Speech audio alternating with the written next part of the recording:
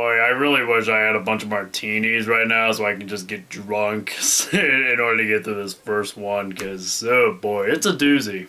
With a view to a kill. View to a Kill with Roger Moore. It was the last film with Roger Moore, and thank God, because by this point, Roger Moore was just not fit for this role anymore. He was 57 years old, he was out of shape, he just wasn't right anymore, and they should have gotten someone else. And don't just take my word for it, Roger Moore would be the first one to tell you that. But on top of that, you had a lot of the campiness that just goes along with the really bad James Bond movies. And you had the villain played by Christopher Walken. Oh boy, you know, usually Christopher Walken could be pretty entertaining, but not this time. He's kind of shitty. The Bond girl is the worst ever because there was no chemistry between them at all.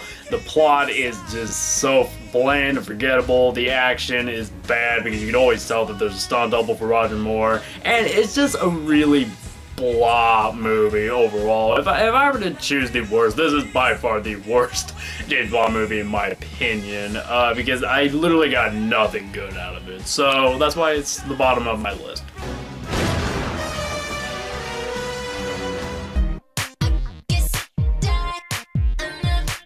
Oh, motherfucker, I gotta talk about Die Another Day. Do I even need to comment on this movie? I mean, it kind of speaks for itself in a way. A lot of people probably choose this as the worst. I'm not gonna go quite that route because at the very least, unlike View to a Kill, it at least had some good action. I'll be honest, I thought the first half of the movie was actually kind of good. I thought it was going pretty well, but basically, you get into the Ice Palace, and that's where the movie just goes straight into we don't give a shit anymore territory.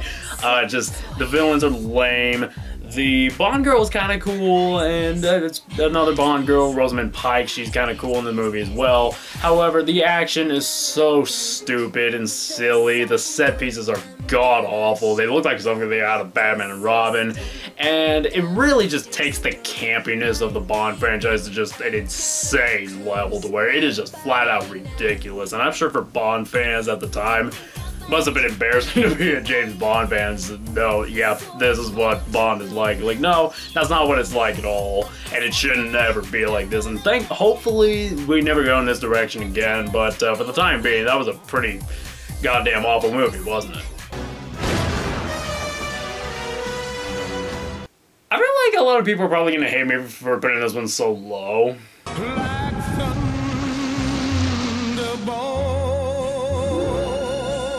Ugh, Thunderball, man. Okay, I didn't want to put this one so low because I think what it is people like about the movie is Sean Connery. You know, they just sort of have this love for Connery, and I can understand that. He's my favorite Bond as well. However, I'm not going to dismiss the fact that this movie was kind of crappy in my personal opinion. Sean Connery gives a great performance like always, but the plot is so paint by numbers generic. The villain is not interesting, his motives is not interesting, the Bond girl is hot, but she's not interesting, and whereas something like Die Another Day at least had some good action, this movie was boring as hell because everything was done in a slow motion underwater feel. Hooray! And on top of all that, I don't know why, but Thunderball to me just looks incredibly fake. I mean, yeah, I know that, you know, obvious green screen and effects are to be expected of old movies like this, but I don't know what it is. There's just something about Thunderball that just looks incredibly, especially fake to me, so it's the one movie on this franchise that, to me, I will never understand why people like it as much as they do and why they put it in such big spots, but yeah, I have to put it at this position because if I didn't, I would be a complete liar. Live and let die. Despite a really cool theme song, Live and Let Die is by far one of my favorites. It was the first one with Roger Moore, and boy, his first one and his last one were not very good, were they? Yeah, Live and Let Die, I don't know, a lot of people seem to like it, but I don't like it. You know, to me, I don't like the whole blaxploitation genre it was going for, which, yeah, I know that was popular at the time, but you know, that doesn't mean it gets a free pass in doing so. Because to me, that really shows the film's age. There's something about the film that to me really feels extremely 70s. I don't know. Some of the other ones feel like they can hold up pretty well. This one just feels incredibly outdated.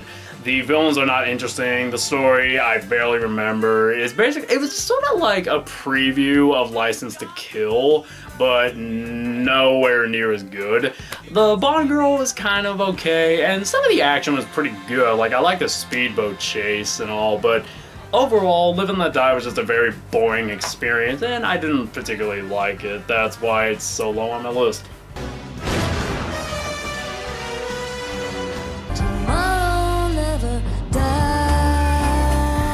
Oh, god damn it, another Pierce Brosnan movie. Yeah, if you can't tell, I hate the Pierce Brosnan era, and Tomorrow Never Dies, not the worst, but it's not good. I think the problem with Tomorrow Never Dies is that it's kind of like a precursor to Michael Bay movies in a way, where the action scenes are so long and overdone, and they just take up the bulk of the movie, that to me there's no room for story, there's no room for character, and there's no real substance to the film. It's just action, action, action, and the action itself isn't really all that spectacular anyway, so there's not a whole lot to take from this movie. The Bond girl is kind of cool, I'll give it that, but there's not a whole lot else in the movie. Like, the whole plot is basically like a big ploy for ratings, and I fucking hate it. The villain, I don't even remember his name, he's so forgettable. And yeah, Tomorrow Never Dies has a couple of things here and there, but for the most part it's just a very grueling experience.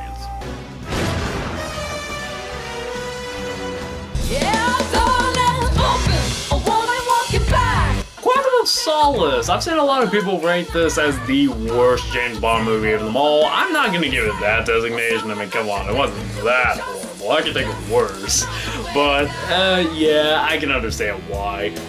I think the main problem with this movie is that it kind of like what I was just saying with Tomorrow Never Dies, is that there's so much action and it doesn't do anything to truly delve into the characters. I mean, Casino Royale was the one before this, and that movie did such a great job delving into the personal aspects of the characters that, you know, you kind of hold it to that standard now. Like, you know what to expect, but Quantum of Solace didn't do this. Instead, it just rendered it to, you know, very generic action, CG effects, and horrible camera work and horrible editing. And a lot of people pointed this out, I'll just be the same one to point it out. It really feels like they were just trying to be like the Jason Bourne movies, which again, I like the Jason Bourne films, but I don't want to see that out of James Bond. Okay, so from this point forward, I think every one of these movies is at least good enough to very good. So these are the movies that I like, and kicking off this list of movies that I like is none other than... Just like the Moonraker goes. Oh, goddamn Moonraker, man. You gotta be in quite a mood to watch this movie. Yeah, is it cheesy? Oh, hell yeah, it is. It is extremely cheesy, but I enjoy it. I really enjoy it. I don't know. I think it was good enough to survive all the really ridiculous aspects that it had going. Roger Moore, at times I really like him, and I think this was a good example of it, where, you know, he really, you know, shows a lot of that personality and comedic aspects of what he brought to the James Bond character. He's obviously banking off the success of really successful sci-fi films at the time, like Star Wars and Close Encounters and Alien, which I think came out that same year. And while it's certainly nowhere near as great as any of those, I think it pays enough homage to a lot of those, and, you know, really tributes them in a lot of ways. Drax is a cool villain. I really like Dr. Goodhead as a Bond girl. I think she was really cool. And I love Jaws as a henchman, and the moment where he has a change of heart and turns into a good guy at the end of the movie, I cheered like a motherfucker when that happened, because I was like, yeah, yeah, get him, Jaws, get him! So, yeah, Moonraker, extremely cheesy. If you can't get past that, I don't blame you, but I really enjoyed it.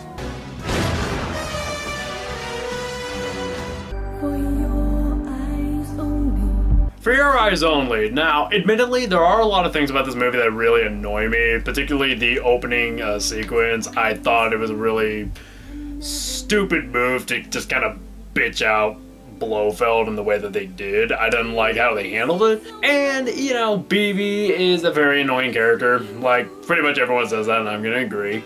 But I think what makes this movie work, and the glue that really holds it together, is the relationship between James Bond and Melina. I think their chemistry is what really keeps the movie together. And, you know, the plot has it in a way where like Melina is actually out for revenge, and I like that aspect. You know, I mean, up to that point, I didn't feel like too many of the Bond girls, well, they were interesting personalities at the very least.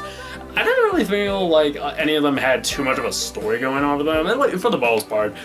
This one actually did, and I liked it. I liked her backstory, I liked the relationship with her family, I liked the climax, I think it all builds very nicely, and overall, you know, where it does get a lot of praise is that it was taken more seriously and gritty compared to the very cartoonish Moonraker that I just pointed out, and you know, admittedly, I think maybe a bit more of a lightheartedness could have done it well, but for the most part, for your eyes only, good movie, and I enjoyed it.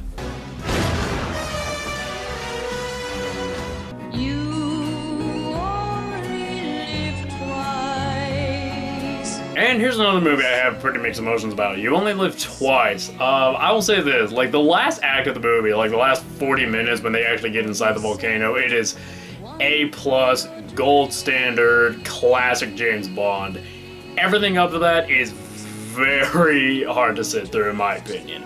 I basically feel like this movie was kind of showing off the Japanese culture, like, oh look, we're filming in Japan, look at it, look at the culture, look, we're in Japan, and that's kind of the extent of what's going on, because there's not a whole lot of plot to it.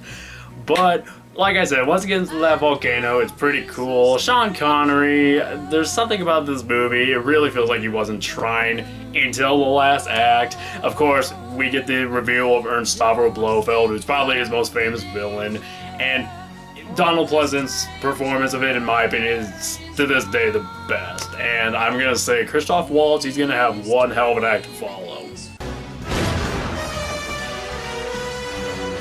Once again, I have a feeling like people are really gonna hate me for putting this one so low. Dr. No, the original, the very first James Bond movie. And it's one that, you know, admittedly, has a lot of historical significance. It really, you know, set the standard and really, like, you know, opened up this world and, you know, paved the way for the future, obviously. Was it perfect? No. The plot isn't all that interesting, and the villain I do not think was interesting in any way.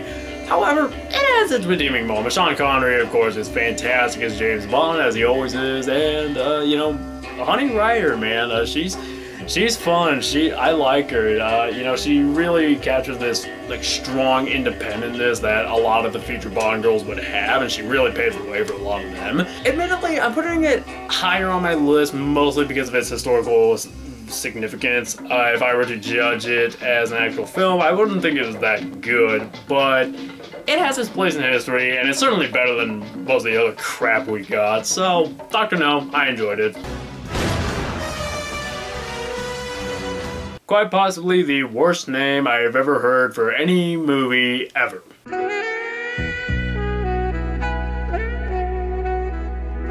Octopussy, God, I'm sorry, I can't help but chuckle when I say that name. Octopussy, as a whole, it's kind of just generic Bond, you know, it's just sort of a typical Bond adventure with everything you expect, but it's done well, and that's why I think I enjoy it so much. I remember watching a video where someone said, I think we all have that one James Bond movie that we really enjoy, but we can't necessarily explain why. I think Octopussy is that movie for me. I can't necessarily explain what it is I enjoy about the movie. I just know that I enjoyed it enough, and I think it was done well enough, and there wasn't really anything in it that I thought was horrible or bad per se. It was just kind of fun, generic action, and I enjoyed it. Another thing I will say about Octopussy, it has quite possibly my favorite really goofy moment in the entire franchise, where Bond is pretending to be dead and is hiding in this body bag, and as he's about to be tossed off the cliff, he just sits up in the body bag and just goes, whoa! I fucking love it. Love it, man. It just makes me laugh every time.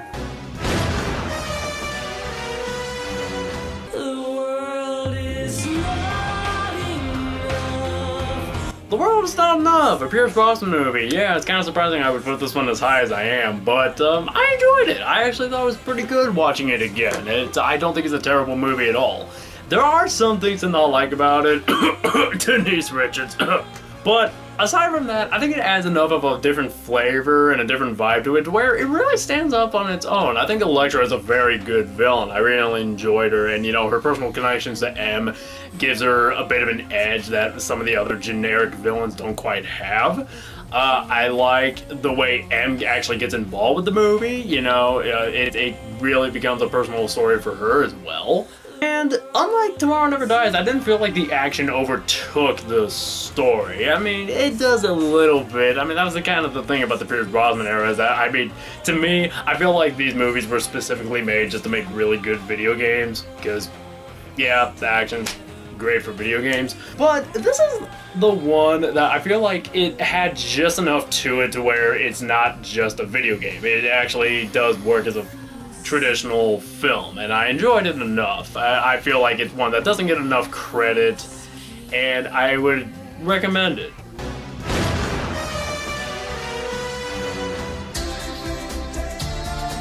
The Living Daylights was the first film that starred Timothy Dalton as James Bond, and I think Timothy Dalton, in my personal opinion, is the most underrated James Bond of them all. And as a matter of fact, I would say he's my second favorite, just behind Sean Connery. Where I think The Living Daylights really worked is that it still captured a lot of the comedic and lightheartedness from the Roger Moore era, but it made it a touch more serious. It gave it enough of an edge that it needed, and of course having a much younger and more energetic actor in the form of Timothy Dalton certainly helped. Timothy Dalton, he definitely took the source material very seriously, and I very much enjoyed it.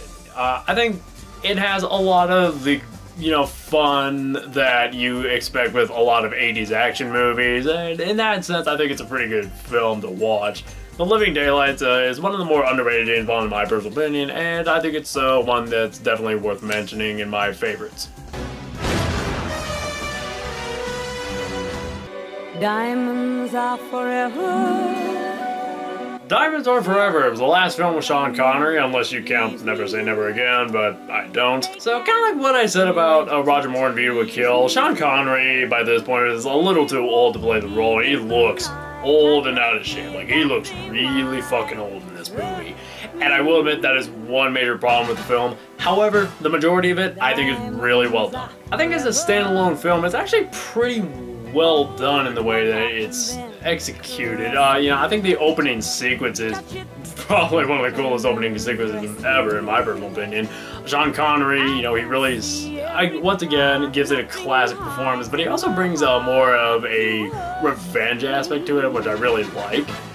And I really like the villains, Mr. Wynn and Mr. Kidd. I think there's just such a great example of dry humor. And I will admit, as a follow-up to On Her Majesty's Secret Service, it's kind of disappointing. However, as a standalone film, I think it really works. And the performance of Blofeld in this movie, like I said, I like Donald Pleasence more, but this is probably the second best ever, in my opinion. Combine that with some pretty fun action scenes, a really cool car chase, a really cool sequence in which a Bond is escaping in a moon rover vehicle, and you got yourself a pretty fun movie. A lot of people have said this, and I'm going to say the same thing. If Sean Connery had been the star in this movie, it probably would have been a top 5. Her Majesty's Secret Service is a film that's polished in just about every single aspect you could possibly ask for. The action is good, the characters are great, the story is interesting, the character drama and the character story arcs are just some of the best in the entire franchise. It creates Contessa Teresa Di Vincenzo, who in my opinion for the longest time I think who is arguably the best Bond girl of them all, because she was the one who had by far the most intrigue, character, emotion, and drama to her. The only things that really drag this movie down are George Lazenby as James Bond. This was his only appearance in the entire franchise, and it's very awkward, especially when you consider it was sandwiched between 2 Sean Connery movies. So it just feels incredibly weird that he's in this movie. Like, who the hell is this guy? And on top of that, he doesn't bring all that much of a performance to it to really stand out. He's just kind of dull. And I do not like the actor they got to play Blofeld. In my opinion, he is by far the worst Blofeld of them all. Aside from the little thing in For Your Eyes Only, of course. But aside from that, everything in this film is so good. I want to put it so much higher. However, I can't do it, but I will say it is one of the most entertaining thrill rides in the entire franchise, and I wanted to put it higher than I'm putting it right now. GOLDENEYE, I found his weakness. GOLDENEYE. Pierce Brosnan's first James Bond film is easily his best. I've seen a lot of people put this at #1, and I think the reason for that is because the majority of the reviewers, not everybody, but the majority of the reviewers I've seen here on YouTube are typically in that 20 to 30 years old age range. So I think when this movie came out, it was probably the first James Bond movie for a lot of people. Therefore, I think there's a lot of nostalgia that goes along with this movie that I just don't quite have, because this was not the first one I ever watched. It wasn't the one I grew up watching the most. However, that's not to say it isn't great, because god damn it is so good, isn't it? Admittedly, there are some things I don't like. It has a very 90s cheese factor to it where it is just ridiculous and over the top, and it's like, ugh. Xenia Onatopp in particular, I know a lot of people like her. I do not like that character. Everything else is about as perfect James Bond as you could possibly ask for. Pierce Brosnan, in my opinion, gives the best performance of his entire tenure as James Bond. The villain, 006, Alex Trebek, yeah, I can't remember his last name, but Alex, you know, 006. He's one of the best villains for sure, because he brings such a personal element to the role. And it's not the typical generic villain who wants to take over the world. Like, there actually is a very personal story there between Bond and the villain, and I love it. I love the mystery and the darkness and the intrigue surrounding everything. And of course, you combine that with all the great action and just extremely well done everything in this movie. It's just, yeah, it is one of the best, and I can't ignore it. Chris Stuckman said in his countdown that he thought this was the most underrated James Bond film. I would probably agree.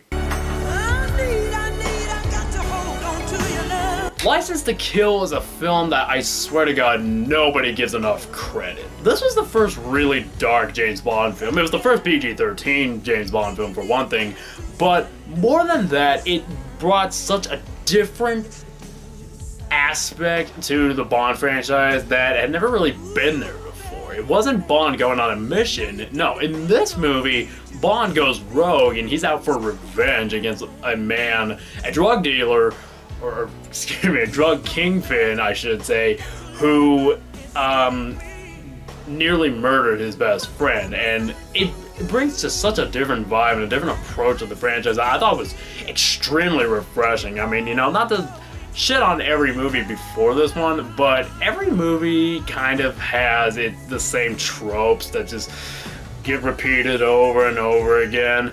This movie didn't quite have that. It brought a very different aspect to it, and I thought it was great. Timothy Dalton was great in the role. I personally think he does the dark and dramatic James Bond much better than Daniel Craig does, because he actually supplies a lot of a personality to it. Pam Bouvier is one of my favorite Bond girls of all time because she freaking kicks ass, and I love her. And I'm just gonna say, appearance-wise, for my money, probably one of the best looking Bond girls as well. In my opinion, License to Kill was so far ahead of its time. I mean, you know, this film was really what broke grounds and really ushered in a very different interpretation of James Bond, because up until that point, he was very comedic and jokey and silly. This grounded it, made it more real, more gritty, darker, more personal, and in my opinion, it is one of the best James Bond films of them all. The man with the golden gun. The Man with the Golden Gun. A lot of you might be surprised that I put this so high on the list, but the reason why I really like this movie, the main reason, Christopher fucking Lee. Oh my god. Scaramanga, the Man with the Golden Gun, he is possibly my favorite Bond villain of them all. I love the personality, I love the backstory, and I love Christopher Lee because Christopher Lee is just a damn fine actor, isn't he? To me, he's one of the most interesting characters in the entire franchise, bar none. I think Roger Moore, you know, once again, very comedic, but I think he adds just the right level of comedy to it to lighten the film up. I think some of the action is really cool. I love the story. I really like Mary Goodnight. I mean, she's kind of my example of a damsel in distress done right, where, yeah, she gets captured a lot. She's very useless and isn't a very independent, strong character like a lot of the really good Bond girls, but she's just such a ditzy personality. It's just such a fun character to the point where it's like, you know what, I don't care if she gets kidnapped a lot. I would actually want to go and rescue her, because that's how much I really love her and enjoy her. And from a visual scheme, I think The Man with Golden Gun is one of the most fascinating, because, especially with the climax, because it's like Scaramanga, he's the world's greatest assassin, but he uses sort of this whole elaborate setup to play mind games and trick his opponents. I really found it interesting and fascinating to watch. I really enjoyed it. And just the whole dynamic of James Bond fighting his equal is just a very fun idea and a very fun movie. I can understand why people don't like it, but I enjoyed it so much to the point where it's like, you know what, if I didn't put this at number 6, I would be a fucking liar.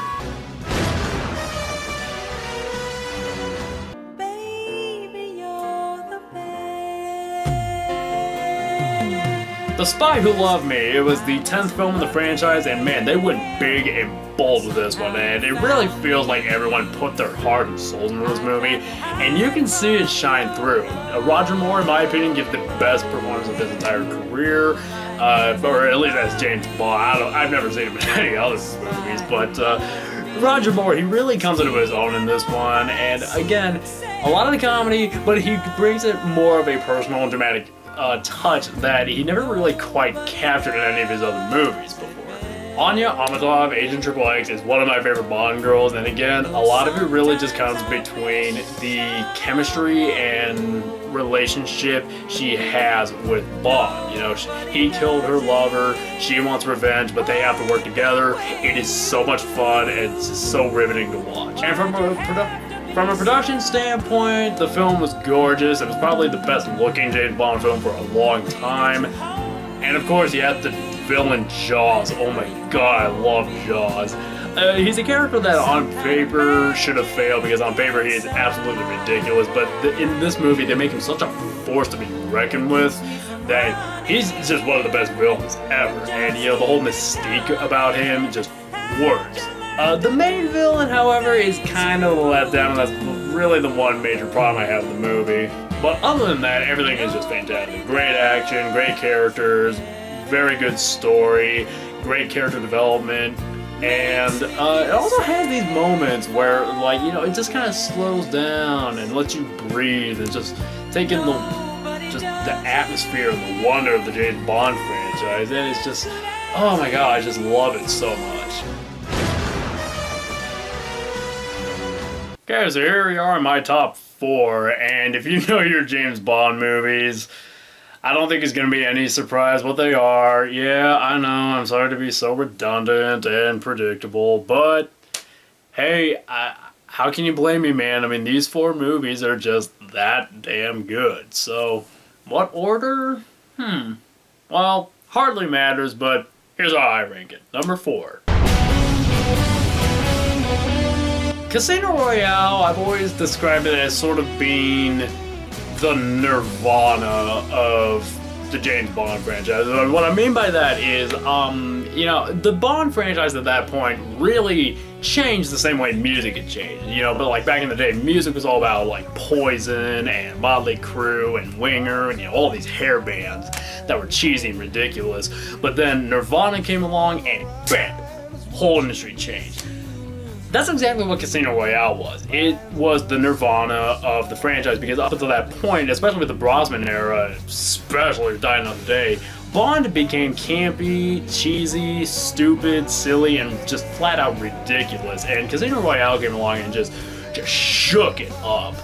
And it was really the shot of adrenaline that the series desperately needed, because the Dying of the Day, like I said, it just took the campiness to the whole extreme level. Casino Royale came along and, you know, it kept things more intimate, more ground reality, more serious, it was darker, it was more personal, it just, everything was heightened to a much better extent. And once again, with this film really shines, though, it's not in its action, not in any of its special effects or anything like that. No, where it shines is the characters. The characters are so identifiable that it's just amazing to me. West Berlin was created, and in my opinion, she's possibly the best Bond girl of them all, because she's the one where Bond legitimately has a relationship with her. She breaks his heart, and that's what makes him so cold towards women, and that's what turns him into the James Bond that we all know. It should be fun, but it's done in such a tragic way that it just blew my mind when I saw it, and it really made me reevaluate what I thought of James Bond. It was the reinvention that the series desperately needed, because we never really got the super dark and super serious James Bond film. This was dark, this was serious, this was edgy, and it would just breathe new life into the franchise that had never really been there before. Let the sky fall. Skyfall, man, oh my god, where to begin with this movie? First of all, with a director like Sam Mendes and a cinematographer like Roger Deakins, you could pretty much expect this to be the best looking James Bond movie of them all. And yeah, it is. The visual scope of this movie is amazing. The effects are amazing. The action is great. But again, very much like what I just said about Casino Royale, where the film really shines is in the character and the story. You know, it delves deeper and more personal. We get backstories. We finally see what James Bond was like prior to his Secret Service days. And it just brings such a humanity to it that is phenomenal. Silva as a villain is great, and again, very identifiable. You can understand where he's coming from, and his motives make a lot of sense. That is what makes a great villain, and we need more of that. And of course, like everybody, what I really love about this film was all the callbacks and little tributes it paid to so many of the classic films, you know. I love the way they reinvented Q, I love the reinvention of Moneypenny, I love Judi Dench as M, this is her best work. And everything is just so well done, and it pays tribute to so many of the classic Bond films, but it's still its own thing, and that's what the key success formula to this film was. Skyfall is easily one of the best, and is well deserving of my number 3. Goldfinger.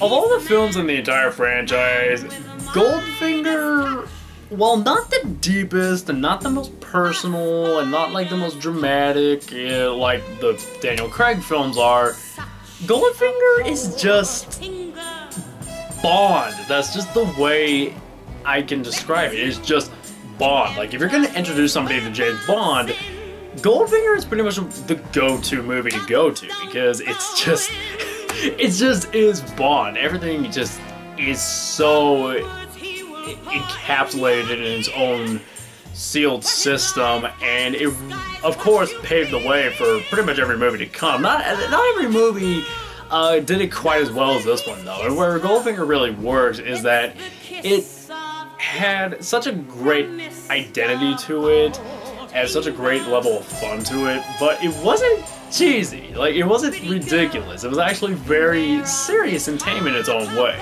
Connery, to this day, is the greatest Bond of all time. I will always say that. He's so un-PC, and I think it just makes him stand out more, because it's the kind of Bond portrayal you will never ever see again, especially in this world we live in today.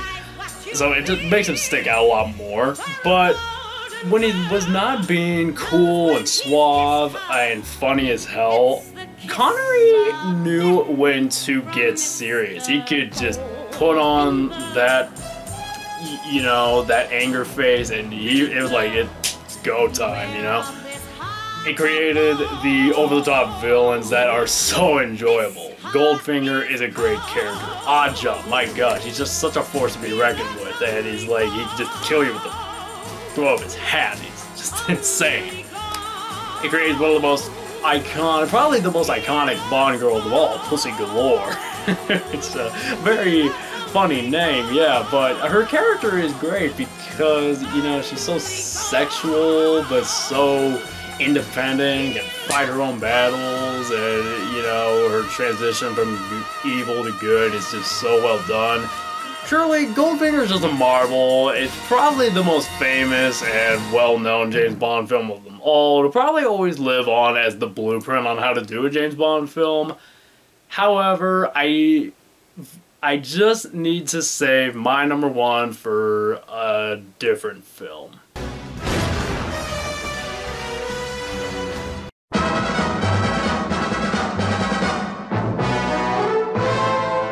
From Russia with Love, in my opinion, is the quintessential James Bond film. You know, after Dr. No, we pretty much had an idea of what to expect, but it really expanded all that and did it so much better, but also introduced a lot of the Bondisms that we would come to expect, even more than Goldfinger, in my opinion. It introduced Q, it introduced Blofeld, it introduced Spectre, it introduced so many things that we come to expect with James Bond. On top of all that, you know, Sean Connery is at his finest, in my opinion. This is where he's the most funny, this is where he's the most serious, this is where he's the most dramatic, and I just think it is the best performance he overall gave in the entire franchise. Robert Shaw is equally as enticing as the villain, Donald Grant. You know, he's such a force to be reckoned with, and again, there's such a mystique around him that he's so interesting.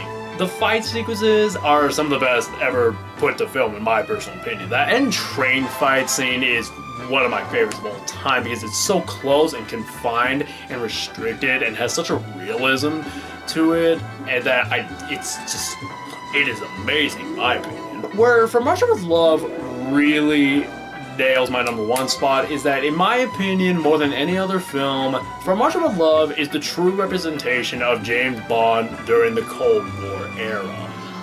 Some people may forget, but amidst all the action and comedy and martinis and one-liners and pussy galore that's in the entire franchise, Bond was made as a way to speak volumes of the Cold War. And this film, in my opinion, is really the first, and as far as I'm concerned, the only real time it ever truly nailed this. And look, not to say the other films were bad or subpar or anything, because they definitely aren't, but it's just kind of amazing to me that none of them ever really truly captured this. It mixed everything we loved about James Bond with very real depictions of Cold War spy era, and to me it's just the quintessential spy thriller espionage film of that time period and of the entire franchise. I have a very hard time imagining any film topping this. It's my favorite James Bond film of all time. From Russia with Love, it is a classic. So that was my personal list. That's how I personally rank them, and I hope you all enjoyed this video. And I gotta tell you, this took a lot of time to make, and boy, I'm glad to be done with this now. This is a big project I was really passionate about making, and I'm really glad to get it out. So please tell me what your favorites are. How would you rank the James Bond films? What are your favorites? What are your least favorites? And why do you like them? Please let me know down below. Thank you for watching. I'm Kogan Spory, and I will see you all in the future.